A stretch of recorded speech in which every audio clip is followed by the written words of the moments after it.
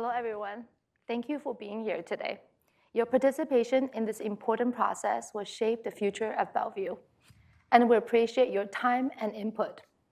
My name is Claire Suma Diwaria. I've been a Bellevue resident for 30 years, a mother and a local small business owner. Thank you for letting me support our community here today.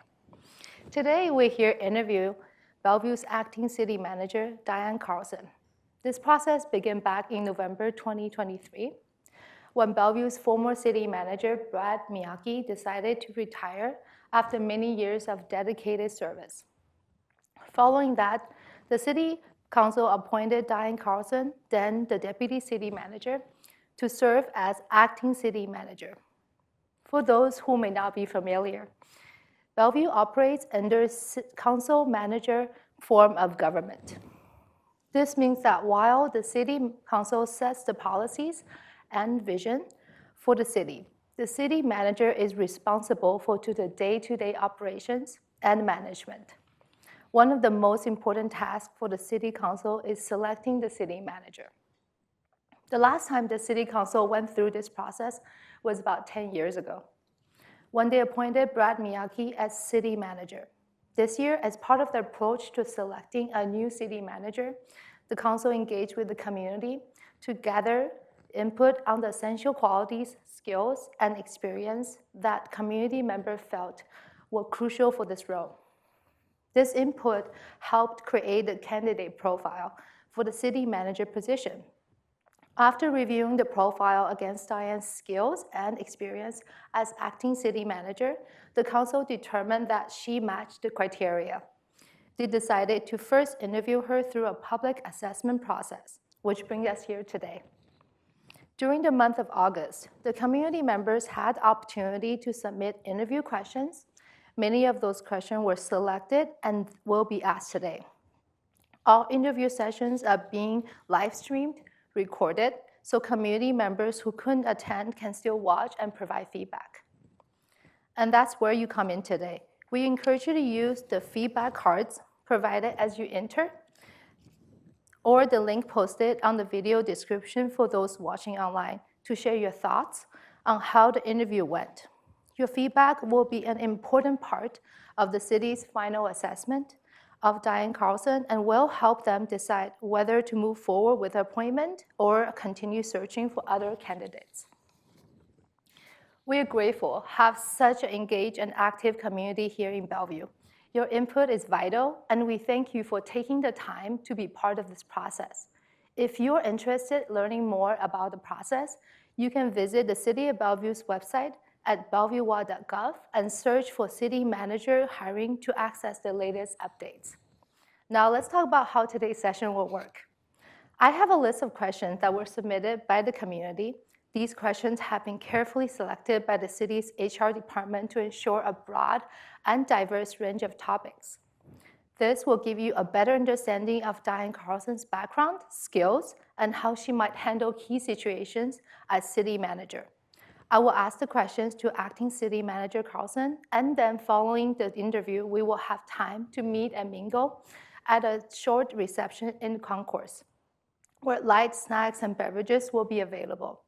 Please note that while we wouldn't be taking live questions during the interview portion, you are welcome to chat with Diane at the reception.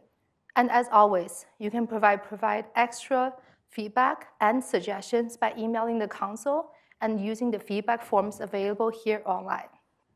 Please make sure to fill out your feedback cards and drop them in the box on your way out.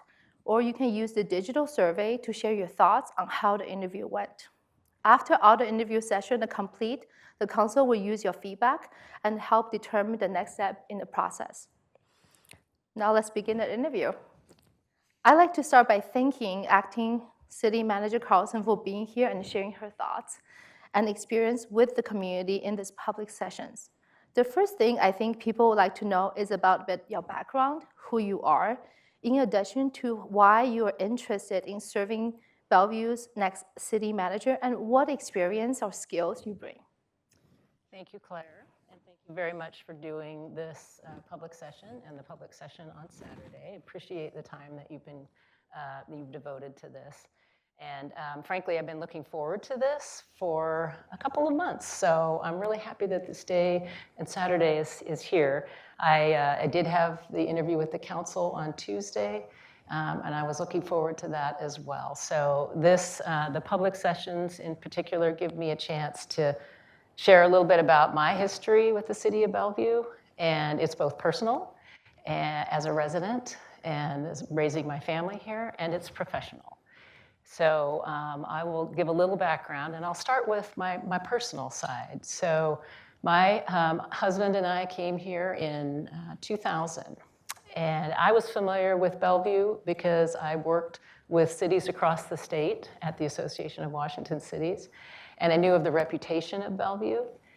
And I knew about the school district in Bellevue. I knew about the amenities in Bellevue. And it was a place that I wanted to look for a place to work, and also a place we could bring our family, young kids at the time, and raise them here. And so we came here in 2000, and we jumped into the life of the city like many people who live here today and who have been here for a long time, like you have done. And our kids went through the Bellevue school system, Bellevue School District system.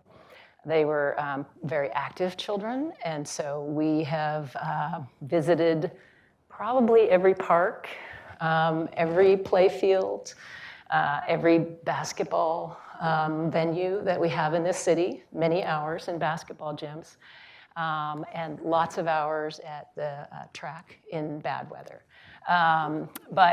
So we have really taken advantage throughout our time here in Bellevue of the amenities, and so I know how important those are to our community as a resident. It's something that I'm pretty passionate about. Our green spaces, our restaurants, our retail, all of the amenities of the city, the activities that we have. And I'm fairly unapologetic when I talk to people about what a great city this is to be part of the community. And so that part of why I am seeking this job and why I have enjoyed doing it for the past 9 months and why I'm looking to continue to do it is that I want to bring that passion to this position and to the city and continue it, because we have a lot of work in front of us and we have a lot of opportunities in front of us as a city, and I'm really very passionate about being part of that.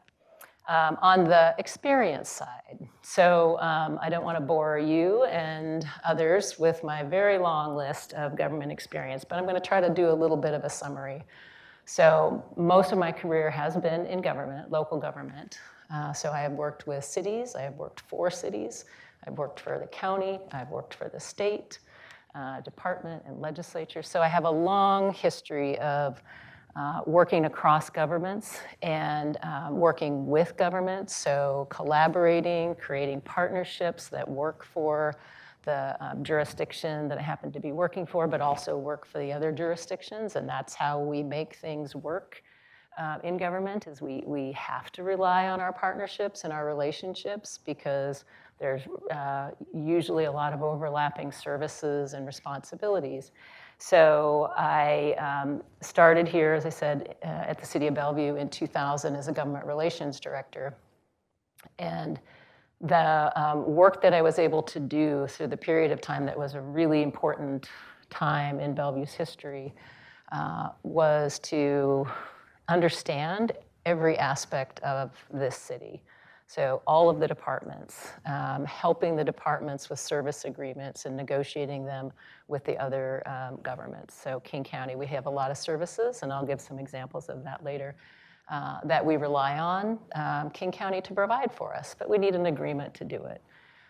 So every component of the city I was involved in. I will also talk a little bit later about the Sound Transit experience during that period of time. That's when the city planned for Sound Transit. That's when the city negotiated with Sound Transit to have the light rail system that we have today, and planned for the growth and development that's come with it. So my collaboration skills, I look forward to being able to continue to use those for the benefit of the city of Bellevue. And I also have worked at King County and Metro. So the good thing about being able to move over and see the perspective from the other side was also to learn a little bit more about how the county operates, and particularly in the services and the relationships that are necessary to ensure that what the city needs, we are getting from King County, and that we are working together to serve the residents of our community who are also county residents.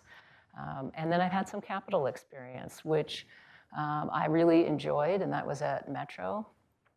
And it's going to be very useful. I'm finding it very useful as I come back here to the city of Bellevue to put some of the tools that I was able to utilize at Metro to stabilize the capital system and the capital delivery system to use here. And it's something that I think you'll hear a little bit more about as we develop the budget. So long answer a bit, but I look forward, and I'm very excited about being part of the future of Bellevue, and that's why I'm bringing passion to this position. Thank you. The next question is, what is the guiding principle for you when you make decisions as the city manager? Guiding principle? There is no one guiding principle. I thought that was a great question, and of course I have a multi-part answer to it. Because the decisions are pretty complicated. The issues are pretty complex. So usually the very first thing I ask is, what's our policy? What is our existing policy? Do we have one related to this issue or decision that's being brought? And then I ask questions. I like to have information. What information is available to help make a reasoned decision about what's in front of us? I will ask what the people impact is. What have people told us about this? If it's that, if it's an external decision, what is the budget impact? Of course, do we have budget for it? Do we need budget for it? What's the workload requirement for it? Right? Can we do it within our existing work program? Does it change our priorities? Do we need to think about that in the decision process? And then possibly, does it have a downstream or tangential impact to something else, right? Because again, lots of times they're so complicated that the decision might seem narrow but have broader impacts. So the general approach to my decision making is to be thoughtful but efficient, so that I can, I do try to make decisions quickly, if possible, but I think about all these things, and if something is really essential and I don't feel like I have it, I'm going to ask to get it before I make the decision. Thank you. Can you share your experience with public engagement, and how have you used community feedback to shape the policy decisions? So we, and are you looking for examples in this case, or? Yes. Thank you. Okay. So my experience with first of all, everything that we do that's external for the city, which is virtually everything, requires us to think about what the impact is to the community, and that's our business community, it's our development community, it's our arts community, our residential community. So we have a pretty robust method of community engagement and seeking feedback. And it has to change, and it has to evolve, because the tools that we use today don't necessarily work tomorrow. They may not work they may work for one part of our community, but not another part of our community. So it's very important that we're listening to the community, and the community can be a big part too of helping us understand how we can adjust our engagement processes and tools. So that's an area that I would like to continue to have us be an organization that learns and evolves on engagement and how we work with different parts of our community. So a couple of examples of recently. So we have an active community too, which is great. They like to talk to us. They like to talk to the council. And that's wonderful because it helps us shape our programs and our projects. We have recently had, just this Tuesday, presentation of our comprehensive plan amendments. Award-winning process by our community development team to reach out to members of our community that we typically don't hear from, right? So they use different methods. They used forums. They used targeted outreach to different groups, community organizations. They used public meetings. They used our website. They used all those tools. And they reached a lot of people. And through that, they were able to shape the policies that were drafted for the Planning Commission and ultimately were brought to the council. So there's such a wide range, and so it's, I hope people feel like when they are reaching out to the city staff or they're reaching out to the council, and that might be through a public hearing where they can speak to the commission and the council in person or through letter or through email, that information is being taken in and it does help shape the end product. So that's one example. We've also had recently, over the last year, a really robust discussion with the community on bicycle investments.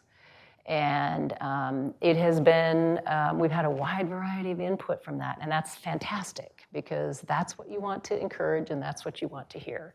You want to hear the different perspectives of the community.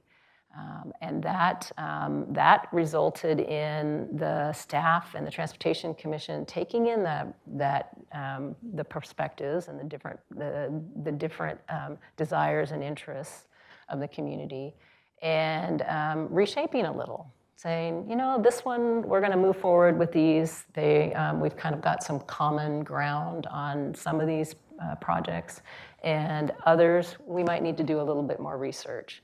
So it helps to shape what we do. We have to listen. I think it's important that we listen to the community, and we try to find a place where we have common ground.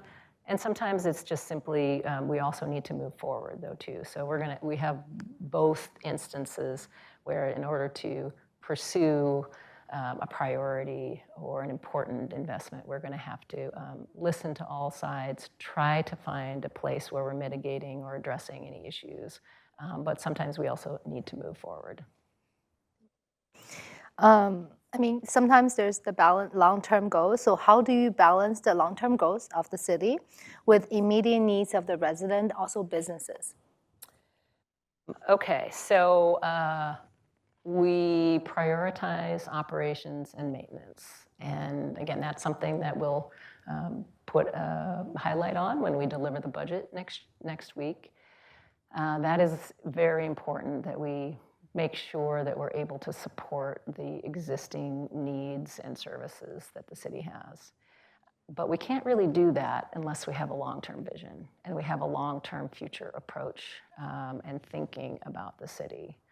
That's in part why the city is in the good position that we're in, is because we've been, over the years, very thoughtful about making sure that we have reserves, making sure that we are thinking about the growth that's coming and preparing for it and planning for it and identifying what types of investments we need and what type of funding we need to do that. So we really have to do a good balance of long-term needs and our current short-term needs. Now, if we have something that comes up that is urgent and immediate, we are going to try to find the resources to address that. But we're all in a much better place, whether it's on public safety or community spaces or mobility investments through transportation or housing, or for the business community in particular. I know they're very interested in our permitting system and how we can continue to make improvements to that and support for small businesses. Right? So those types of things we are planning for and we are working on investing in. So I would say we need both long-term view and short-term view. And I'm particularly fond of long-term because I'm a future planner. I mean, I like to make sure that we are looking ahead and that we are setting ourselves up for that future. How would you approach the city of Bellevue's role in the Seattle area's crisis of unhoused people? And what do you think realistically can be done by the city of Bellevue to serve this portion of the population? Okay, I really looked forward to this question, even though it's an incredibly difficult issue. It's a complicated and complex regional and national challenge. And so the reason I liked the question was because it sort of took that in, is that we have a regional issue here that the city of Bellevue alone cannot resolve, and we shouldn't resolve it. We need to work together as a region. So I am very much in favor of us continuing to work on a regional solution to the homelessness challenge, and to have a regional approach to it. And I think that the things that the city of Bellevue has been doing and is doing, which I'll talk about in a second, are important for us to maintain safety, a compassionate approach to our homeless population, and our livability, right? So you have to think about I think you have to think about all three of those things. And the challenge, of course, it's a housing affordability challenge and availability. It's substance abuse and behavioral health issues. So all of those combined, which makes it a very, I guess, multifaceted solution set that's needed and funding that's needed to address it. So let me talk a little bit about what Bellevue is doing and has been doing.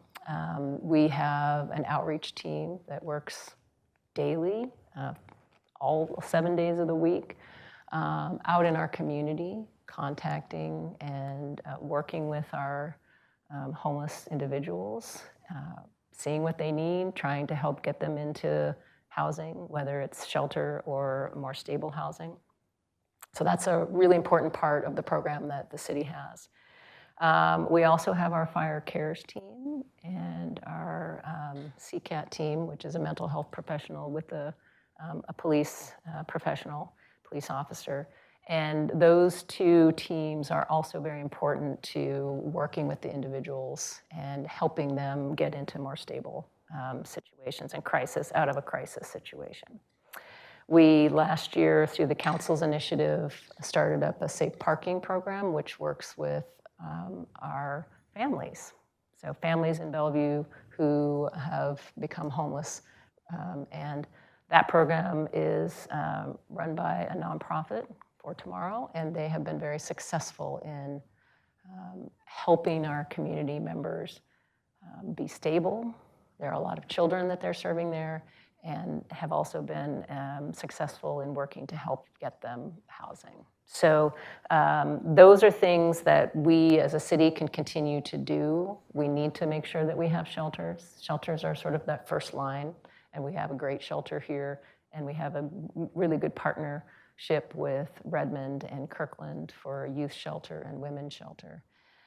And family shelter as well. So the shelters are important to help us with that on the ground issues and trying to get folks off the street. So complicated, and we're going to have to keep working on it, all of us together.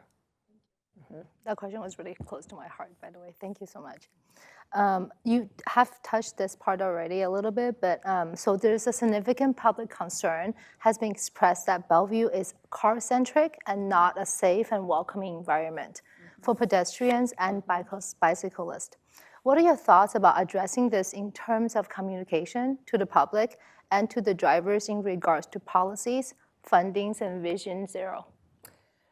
Also a great question, and an issue that we spent a lot of time on over the years. So the council adopted the Vision Zero goal, which is to have zero vehicle-associated deaths by 2030. And we're among other cities, right, that have done that, and county, and so many jurisdictions have done that. We have a pretty robust Vision Zero program and action plan. We'll continue to invest in that. Some big important components of that are speed, safety, investments, so infrastructure investments and technology. And we have, as a city, invested in that. We can and will continue to focus on what we can do to improve or enhance those investments, knowing that we need to do some more, but I'll give a couple of highlights of what we're doing. So from our speed side, so transportation has been working on a residential speed program. That will be coming back to council pretty soon. And then after they move through that, they're going to work on arterial speed. So if we can do something about the speeds at which people travel, and so that's both on the front end and the regulation side and the enforcement side, that will be a contributor to hopefully our goal of reaching 0 deaths. Part of the conversation that we had about bicycle investments was really focused on our Vision Zero as well. And so we are looking at our investments in bicycle and pedestrian facilities. We have some. We need to continue to do better on that and do more of that. And I think our transportation department is ready and willing to do that. And we will want to work and need to work with our community about how do we continue to find funds to invest so that we can have both safety and mobility and different options and ability to get around. And I would be remiss if I didn't say that we also have a really robust technology investment program that helps with both our camera system, and they're working on anti-crash technology, which would kind of put us in a lead on doing that. So I think there's a lot of opportunity in there, and of course, as quickly as we can move on this, the better. And it will be something that we look at how we can invest in. The next question is, given Bellevue's rapid growth and its position as a major economic and cultural hub, what specific strategy would you implement to maintain and enhance the quality of life for residents while managing infrastructure demands and environmental needs? Okay, that is a great, also multi-part question. So let's see, if we're looking at our growth, I'm going to need to see that one, sorry. This one right here, okay. It is a long question, that's all right. Yeah. So we have a significant amount of growth that we're looking at, of course, within our comprehensive plan update. And when I said that I was here in 2000, when we took a big leap back in the early 2000s in growth and development, and we planned for the light rail, and that light rail is here now, and that development potential in Bel-Red was put in place back then, and we're starting to see it. This new comprehensive plan will help us move into another level of growth and development, and well-planned, so that we can see more opportunity in Wilburton. And we can see even more opportunity in Bel-Red, right? And we need to make sure that we are planning for the infrastructure investments that must come with that growth, and it's going to be hard. None of that is easy, but the more we can work with the community, the more we can work with the business community and our residents about how we do that and how we plan it and how we prioritize it, the more we're able to be future focused, think about what other resources that we need in order to invest in streets and services. So as we grow, we're going to need to make sure that we have the facility investments, the cultural investments, the infrastructure investments, parks investments to support a growing population. So let's see if I captured that all. Yeah. And environmental. So environmental is one of those things that sort of overlays all of what we're doing. We are working environmental and climate change policies and practices into what we do as a government, and also working with the community to help the community climate goals also be achieved. So it doesn't come easily, and sometimes we have competing interests, but we work really hard to try to ensure that we are incorporating environmental goals and practices into the work that we do. Yeah. Okay. And then the next question is, please describe 2 major partnerships that you have formed in your work history. What did the partnerships look like? Who benefited? And how were the organizations changed? Thank you. So I'm going to go back a little bit on this one because they were major partnerships and major transformations. But they are organizations that still exist today. So the first one I want to talk about is NORCOM. And many people may not know what NORCOM is, but it's your 911 call center. And it happens to be upstairs in this building. When I worked here before as a government relations director, we had evolved in the East Side region to multiple 911 centers across multiple cities. And so we had Kirkland, Redmond, Mercer Island, Bellevue. We all had our own 911 centers, and there were others. And at that point in time, several of the cities were facing a challenge of needing to invest to upgrade, which is costly. We also have an incredible working relationship, mutual aid partnership across all of our fire agencies. So that already existed. So what we were able to do with NORCOM, and I was there at the table working with the other cities and the fire districts, to develop a plan and implement a plan where we transitioned from our individual 911 centers to a consolidated 911 center. So the change that it made was that I think the public was benefited in that we were able to have some economies of scale of having one versus many. And while these types of things are never easy, again, there were some bumps in the road, but it is an ongoing, and it functions very well today. And it's the type of partnership that you hope to actually continue to find others, right, that can do that. It doesn't work for all things, but in this case, it did. And so that's one, I think, a very good example of how it changed both how we all operated, but it also benefited the public. The other one that I wanted to highlight was probably the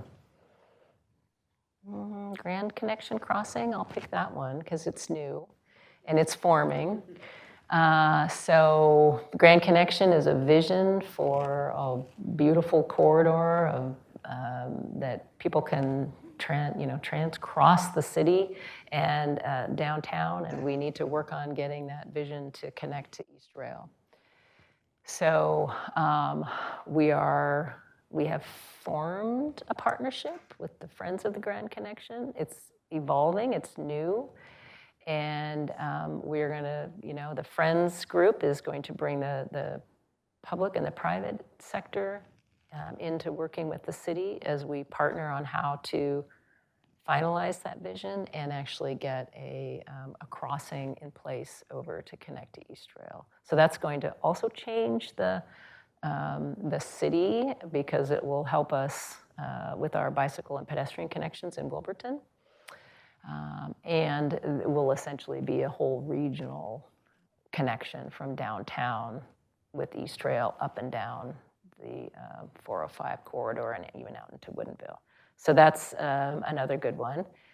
Then the last one I'll say is light rail. I already mentioned that I was here at the time when the light rail was being planned and negotiated with Sound Transit, and that was challenging and a good experience for me and for the city because we had a vision for what we wanted in that light rail.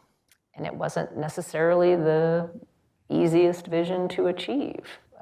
With the Sound Transit also had a vision for what they had available and what they wanted to do. So it took a partnership with Sound Transit and our community and our business community to develop a plan where the city actually brought some resources to the table to achieve the vision that we were looking for. And Sound Transit brought some resources to the table to help us achieve that vision. And it is really fantastic to see that we now have that light rail, and it looks and it's functioning as soon as we get it across the lake. It looks and functions like we thought and hoped it would. So those changes are really fantastic to see.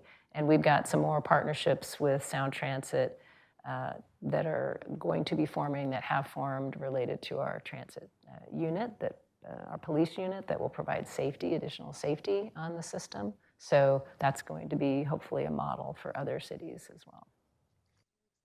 Chapter for our city.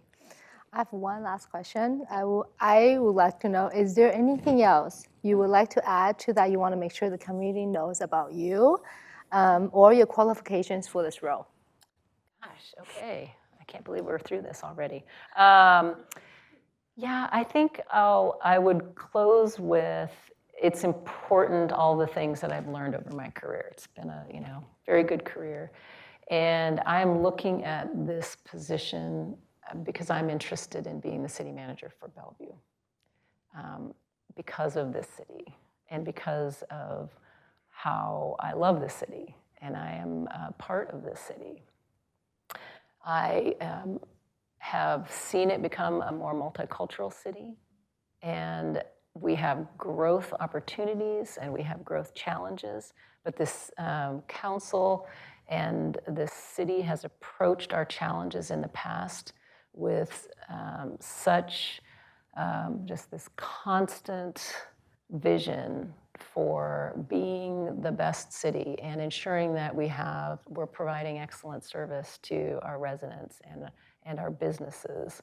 And we have opportunities to grow the possibilities for our businesses. And I think we can do that. And we have opportunities to grow our arts organizations and experiences for community members.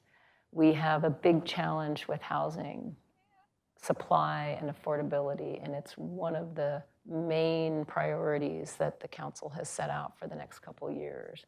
And I think that we have the ability in the city, and we have the community support and resources with all of us working together to be able to make a big difference in some of these big challenges that and opportunities that this city has.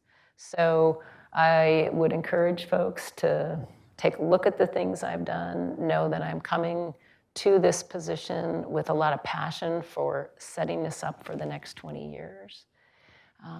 So that the people who will come here in the future, the people who live here today, are still getting the types of services and environment that they came here for, but also that the people who will come here in the future are also going to benefit and see a beautiful, vibrant, safe, welcoming city. And that's what Bellevue is, and that's what we can continue to be, and that's what I would like to be part of in working with the City Council. So much. Thank you for the audience being here today. Now it's the exciting part. Please help yourself to snacks and beverages just outside in the concourse where you can mingle with your neighbors and our acting city manager, Carlson. Thank you so much.